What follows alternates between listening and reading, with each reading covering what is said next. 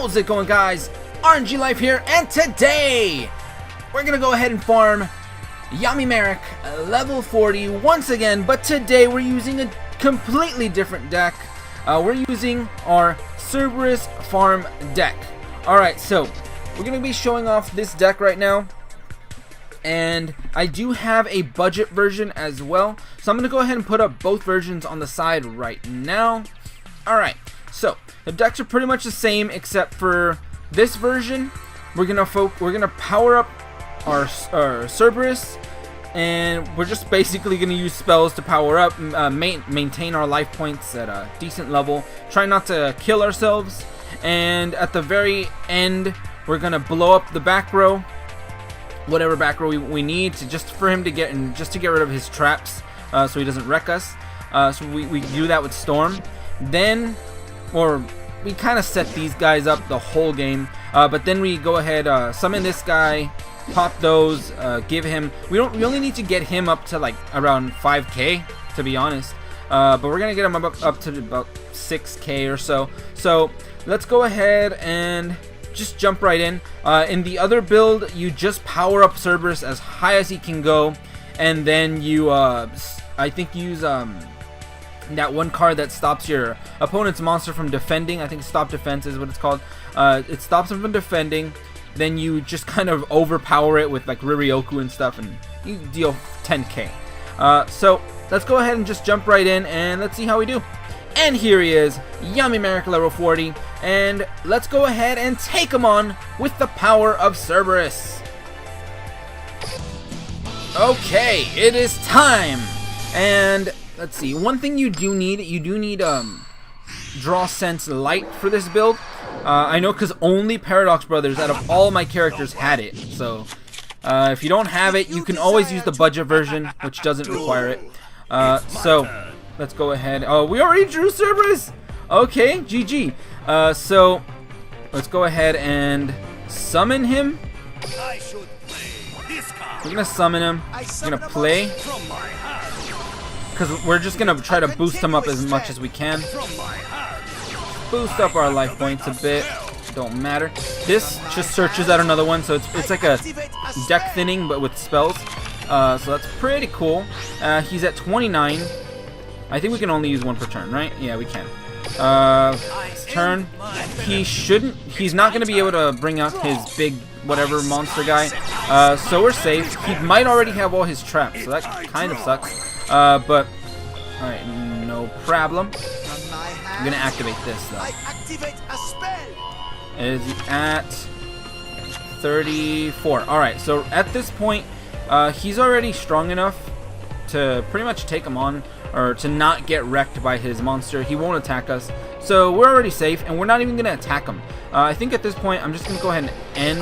I'm gonna start collecting cards in my hand, and I'm gonna start managing my life points now. Alright, and he's just gonna keep defending. We're just gonna keep drawing. We're not gonna use Shard of Greed right now. Alright, it took a while to learn, but apparently the optimal way to use Shard of Greed is to just kind of leave it on the field the whole game. And I basically put in all these heal spells. I put in the ones that are glossy, and I guess, and also the ones that heal the most. I don't know if you necessarily want to go for dying keto or anything like that, but because I've mostly been seeing the same kind of spells. But it's just basically go for whatever's glossy, and usually it is the weaker ones. But it don't matter. Like basically, as long as we don't use a lot of spells, we should be okay. And usually you need Draw Sense Light. So if you go first. If you go first, I think you don't set anything or whatever, and he just attacks you. So like how we went, and if we didn't draw Cerberus, we would have let him attack us, and we would have taken over 15k damage. Activate Draw Sense Light, it adds Cerberus to our hand automatically. So right now we got what, 6 in hand. We're good, and we're only taking 300 at the end of each turn, so we're okay for now. There's our other Shard of Greed. Let's go ahead and activate it. I activate a continuous spell. Alright, and all is well so far. Everything's looking good. So we're already at under lower amount of cards in our deck than our opponent, so that's good. And I think we pretty much got this. I mean, we got this in the bag, to be honest. Now, what we can do, we don't even need that anymore. That could be one of the cards we set at the very end, because you do need to set some cards and kind of to end the game so you can destroy his back row. Only things you don't want to get rid of is obviously your last turn cards. So right now, I can go ahead and set what I'm going to use next turn. So if I'm going to go ahead and use this next turn, I'm going to set it right now, just so I don't get burned a little bit extra. So it kind of buys you a turn. Kind of. It's basically, instead of just using it, sending it to the grave, you set it. So there's another card. Let's go ahead and activate. Heal up a little bit. And this deck, I mean, this build is fairly quick. So we're not going to be like, we're not going to give him a chance so he can kill himself, basically, because we'll end the game before that happens. And when we reach 4 cards left in our deck, that is when we can go ahead and activate those Shards of Greed. So for now, I'm going to set this, and at the very end, I'll probably activate all the glossies I need. Alright, so now he's burning himself. There's that storm. Alright. And 5 cards left in deck. It's getting close. Alright, so what else do we got? Any more glossies? And he's at 54. We can go ahead and, I mean, technically he's already at the perfect amount of damage, because him times 2 union attacks is already over 10k. But we're gonna go ahead and activate this, I guess, just because. Let's see. I'm gonna set it. I'm gonna save it for the next turn. Just because I don't want to be over his life points or whatever. So pretty good. All right, he's gonna go ahead and activate that. Don't I get a counter as well? Hey, I do. Neat. All right, that's good. And perfect.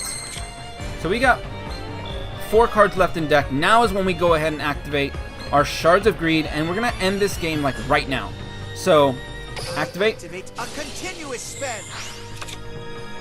Activate. A continuous spell. And I think we win this. Alright, so now, I mean, technically we can go ahead and pop our glossies if we would like. We're already under his life points, so we're already going to get the come from behind victory or comeback victory or whatever. Let's go ahead and activate this just because it's a glossy. I activate a spell. Any more glossies? Just the endgame cards. Alright, so now, wasn't this a glossy as well? I'm gonna go ahead and activate it. Why not? Play my face down card. Yeah, all my blue mana turns into glossies. Alright, now we've activated all the glossies. Now we just go ahead and set 2. And let's go ahead and set this one. This, you can set anything, to be honest, because it doesn't matter as long as it's not your endgame cards. So set these, and we're gonna activate Storm. He's probably gonna activate his nightmare wheels, whatever. Yeah, there they are. He always just chains them just to be a jerk. But we're gonna destroy them before they get to do anything. Yeah, it don't matter. That's 1 and 2. All right, and we're all set. Now we can go ahead and normal. Alright, and then we can go ahead and give him this secret pass. And this farm build is actually really consistent. I actually really like this farm build. I'm gonna go ahead and show off the pretty much the last steps for the budget version. So I'm gonna be showing that off right now. But let's go ahead and activate this. I activate a spell. And he's gonna copy all that attack. Once again, we're gonna use it twice, and that's pretty much it. That was a really easy farm. Now we're gonna go into battle. Whew. Oh baby, he's strong. All right, now we deal the damage. There it is. All right, that's a lot of damage. That is a lot of damage, and it's a very consistent farm. As long as it's usually, I mean, because you run a lot of heal spells just so you can get hit and then draw Cerberus and then heal up. So let's see what we got.